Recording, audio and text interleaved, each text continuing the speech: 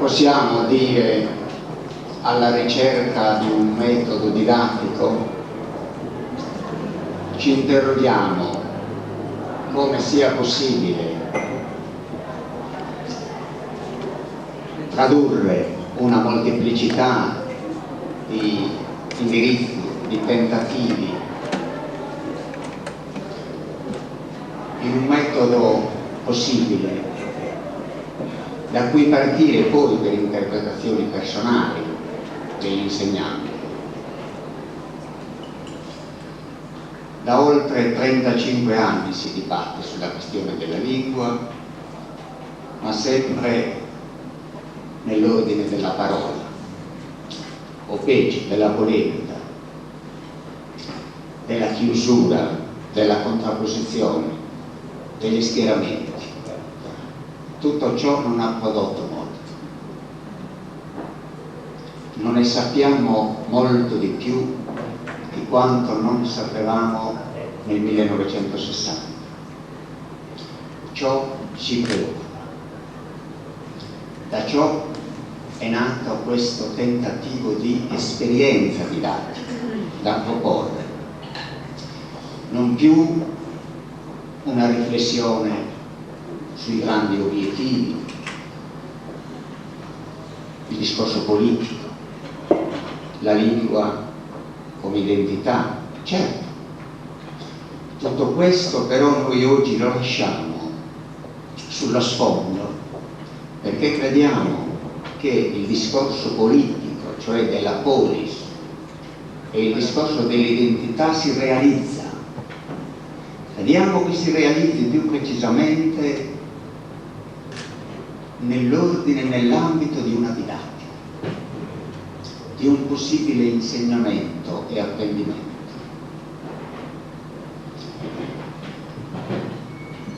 Ci confortano le esperienze della scuola materna e anche della scuola elementare, ben poche le esperienze sulla scuola dell'obbligo, quasi, non dico insignificanti, nulla è insignificante in questa ricerca di senso didattico, però molto poco nelle scuole medie superiori. Ciò avviene non a caso. È difficile iniziare un discorso bilingue e biculturale in quarta ginnasio, in prima liceo scientifico. Occorre partire dalle materne, attraverso un percorso che poi porti ad organizzare più compiutamente un bilinguismo, un biculturalismo, un multilinguismo, un plurilinguismo, un multiculturalismo nell'ambito delle scuole medie superiori.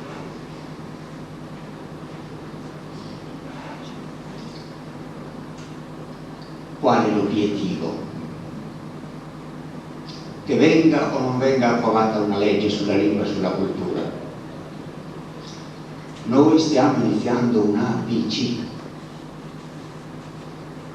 circa l'insegnamento del sardo nelle scuole. E il rischio è questo, di non essere preparati tecnicamente, didatticamente, e mortificare un'esperienza rinforzando le tesi positive, contrastive di molti insegnanti che non reputano positivo una dimensione biculturale e bilingue. Vorrei dire qualcosa intorno a questa preoccupazione degli insegnanti, perché tutte le preoccupazioni sono legittime. Non possiamo fare del moralismo su insegnanti che reputano in cuor loro di non poter avviarsi in questa traiettoria di esperienza didattica bilingue. Non la sentono propria, non vedono risultati possibili positivi. Il discorso è la scommessa di una dimostrazione, di una iniziazione, di un convincimento. Ma alla base di tutto questo deve esserci un principio generale. A mio avviso il dramma in Sardegna delle polemiche intorno alla lingua è questo: la concezione sottrattiva della lingua sarda. Si crede di sottrarre qualcosa. Io insegno il sardo nelle scuole non essendone convinto, ho l'impressione che io sottragga qualcosa. È una diminuzione, è uno spostamento negativo, in qualche modo si colloca nell'ordine di un impoverimento. Io vorrei che si rifletta su questo. Che cosa si sottrae? Se anche tu insegnante non fossi convinto, che cosa esattamente si sottrae? Cioè, qual è la spiegazione concreta, pratica, pedagogica, didattica, per cui ritieni che introducendo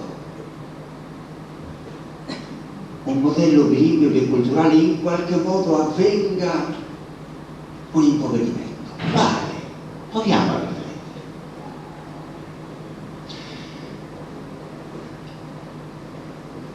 Le lingue, la cultura non sono, secondo il modello merceologico, dove un oggetto in vetrina sottrae fasce di mercato ad un altro oggetto, per cui un formaggino sottrae spazio mercantile a un altro formaggino. È la logica della pubblicità. Qualcheduno, contrario alla lingua, aveva scritto in un quotidiano: come impegnare queste forze, queste risorse di noi sardi in un problema che può essere un falso problema, la lingua? Vedete come c'è questo fantasma, questa fantasia, questa ossessione di sottrazione, questa preoccupazione che noi investiamo energie a vuoto. È un falso mercantilismo, un falso modello pubblicitario contrastivo, che vuole imporsi su un modello che invece è nella dimensione del dono e dello scambio produttivo e interproduttivo. Una parola sarda sta in adiacenza di una parola italiana e di una parola inglese ed è nell'ordine autoproduttivo e interproduttivo. Quando il termine casu sta vicino al termine formaggio, non sottrae senso, aumenta lo spazio semantico delle parole. Pensate, nella mia cultura pastorale, casu ha circa 20 aggettivi qualificativi che aprono un campo semantico incredibile. Casu risco, casu nuovo, casu vezzo, casu frato, casu colmito, maggio, casu salito, casu bambo, e articola una serie di alberi semantici che compongono un campo di senso, un campo semantico che è fatto di percezione, tatto, odorato, gusto, visione, ascolto, e organizza, per così dire, tutta la mia fenomenologia della percezione. E formaggio organizza un altro campo semantico col negozio, con un formaggio piccante, con un formaggio molle, articola altri aggettivi, perché dice di una mia esperienza di comunicazione del corpo e del gusto mio con un prodotto del supermarket. Io vi chiedo di riflettere: in che senso casu sottrae senso a formaggio? dove sta, dove si colloca questa preoccupazione degli intellettuali sardi, che hanno delle riserve perché noi investiamo a vuoto energie? Ogni investimento, posto anche che non riesca in questo campo, è produttivo comunque, perché è esperienziale, non sottrae, accumula energie anche nelle ipotesi negative, che serve come articolazione del pensiero, come sperimentazione didattica, serve da investire in altri settori, è cumulativo, non distoglie, non scarica a massa. Lo voglio dire non per voi, che essendo qui presenti in qualche modo credete nell'importanza positiva del confronto e dello scambio delle lingue, ma lo dico per quelli più scettici o per quelli che sono contrari. Chiedo ancora a loro in che senso il sardo possa sottrarre, possa umiliare.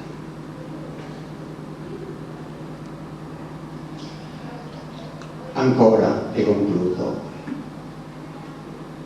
è importante partire dalla scuola materna,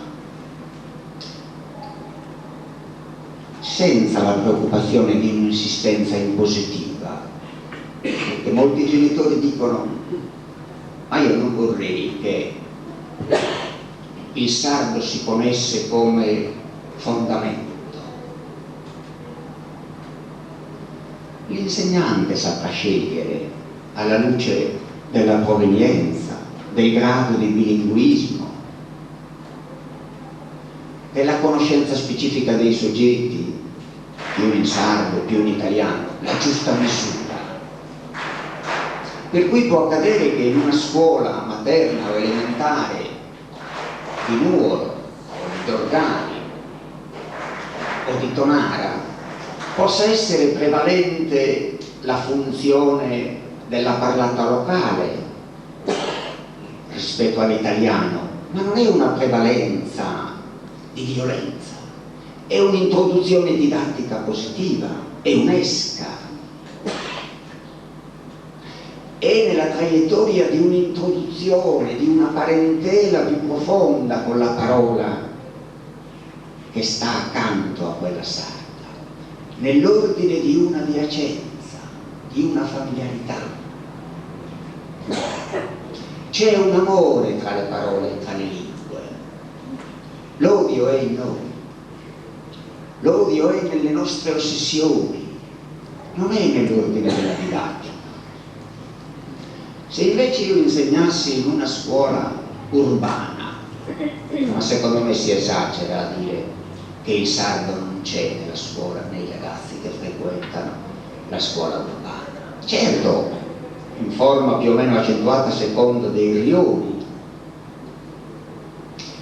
ma anche ammesso che sia una scuola, come dire, della taglia libera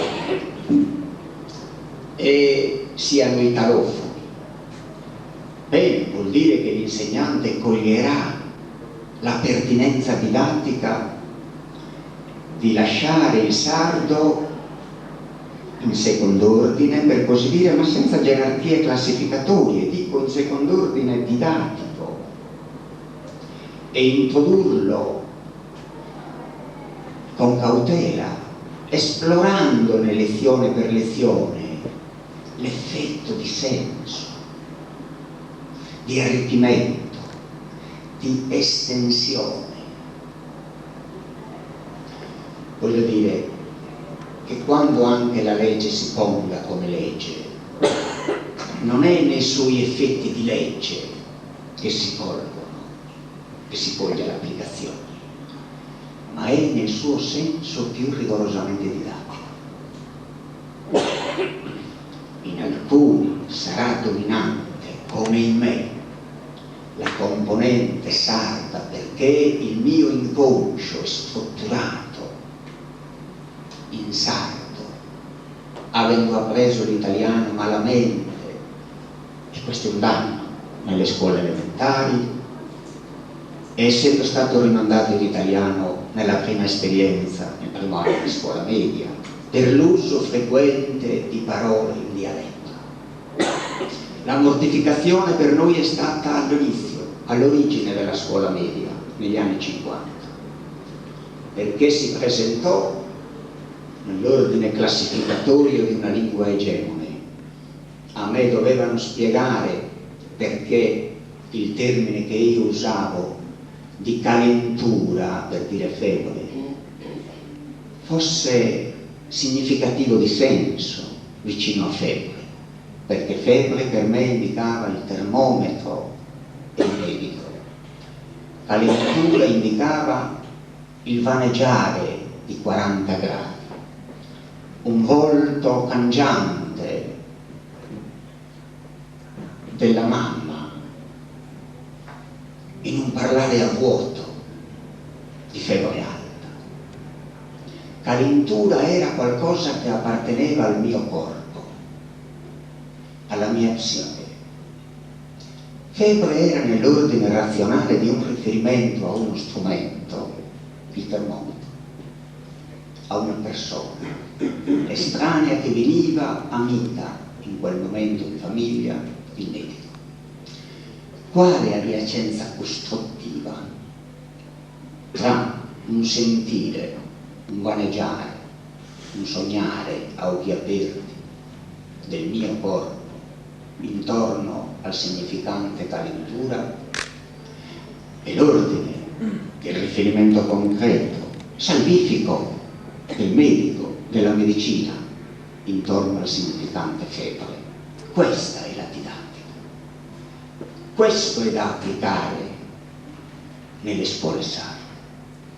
Sdrammatizziamolo. Questa polemica del sardo sì, sardo no. Gli interpreti veri di questo problema sono gli insegnanti.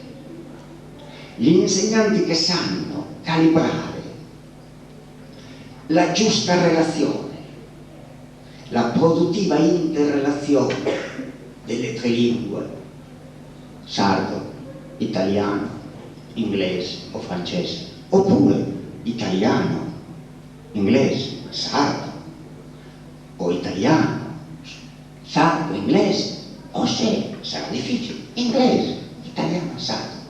La classifica non è tipica di un campionato di calcio. La classifica è pertinente alle esigenze linguistiche, didattiche dei ragazzi. L'insegnante scommette allora il nome di una didattica, di una pedagogia, non il nome di un polemismo esterno, intellettuale, e io direi per se stesso quasi negativo, circa i massimi sistemi della lingua no e della lingua sì. Guardate, ci sono motivi razionali, o meglio, il termine è sprecato, intellettuali, che fanno dire lingua no, lingua sarda no, e ci sono motivi che fanno dire lingua sarda sì. Basta aggregare qualche scampolo di filosofia del linguaggio a favore o contro, qualche discorso generale sull'uomo, sull'educazione. Basta dire della pressione del mondo contemporaneo, altro che sardo, io mio figlio lo mando a Londra. E mandalo a Londra, fai benissimo. Ma il suo corpo territorialmente tornerà qui a Cagliari. Tienine conto, oltre che di Londra, anche di Cagliari. Allora la polemica non si regge. La polemica è posta da sentimenti avversativi che diventano razionalizzazioni intellettuali. L'insegnante ha a che fare con 20 alunni, corpore presente, e scommette il suo atto di parola con l'ascolto degli alunni. Lì si gioca la giusta relazione, l'indovinata